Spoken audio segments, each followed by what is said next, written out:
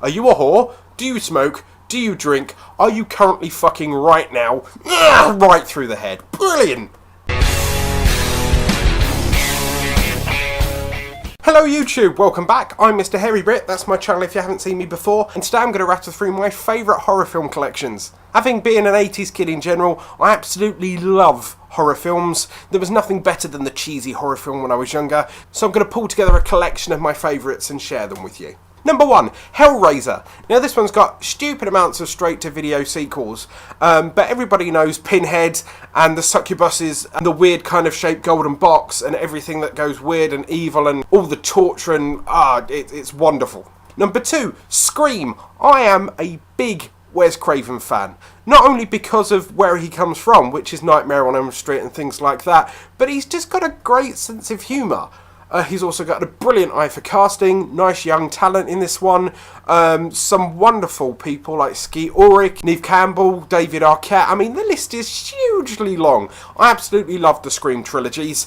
I say trilogy because the first three obviously are all tied in together, which was brilliant, and then you got the Cotton Weary thing that ties it all in at the end. No spoilers there, don't worry. And then you've got the fourth one, which is the start, I believe, of the next trilogy, which is kind of the return to Woodsboro. So I'm looking forward to those, but I do love Scream and Wes Craven. Number 3, the gore fests that are Saw. I believe there's 7 of these, including the final Saw in itself, which was Saw 3D. The whole concept of horror gore was fairly new. It started with the Saws, and then you had the Hostiles, and then I think that's laid the ground floor for things like Human Centipede and things that's going forward. Shock for shock value. I love Saw. I like the first 3 because I think they're tied in a bit better. There's more of a storyline. You can see how Jigsaw works his way.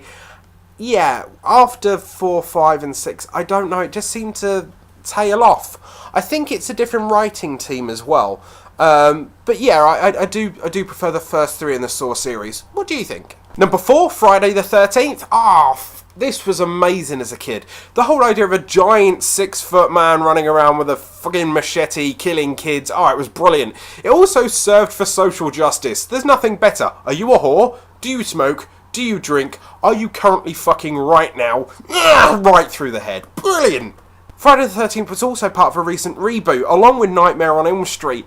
The Friday the 13th reboot I can kind of understand, because you never saw the human being behind the mask, so he could be any 6-foot man with a machete. But I do believe in the remake they've also kind of skewed the storyline a bit, so the first film actually has Jason in it, full stop, rather than his mother. And number 5, well, this wasn't really in any doubt, was it? Nightmare on Elm Street. Once again, huge Wes Craven fan. This is where he earned his name. Obviously, this was after Last House on the Left, which was a Sean Cunningham Friday the 13th and Wes Craven Nightmare on Elm Street project together, which was horrific, brutal rapes and kind of back to the days of Hammer Horror and I Spit on Your Grave and things like that.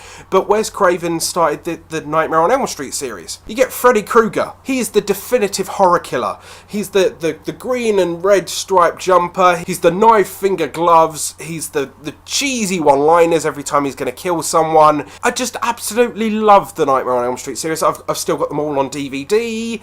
I'm pointing down there because they're down there. I've still got them all on DVD. Absolutely love them. There's nothing better than a Robert Englund Nightmare on Elm Street. I say Robert Englund because he is the face of Freddy Krueger. Unfortunately, when they rebooted it, there wasn't a Robert Englund. So in the process, it doesn't look right for me, and I'm a purist. It could be an amazing film, but I don't want to touch it. I don't want it to destroy that brilliant, perfect series. Now, 80s horror films weren't perfect. They weren't wonderful, appalling lines and stuff, but, you know, they really had to think of how to kill people, how to show it coming through a wall. I absolutely loved it. It was brilliant, and it kind of builds that loyalty. So what's your favourite horror film series? Who's your favourite killer? Please leave a comment down below. That's it for today, so thanks for watching. Please remember to like this video, comment down below, subscribe to the channel, share me on Facebook, and I'll see you soon. Take care. Goodbye.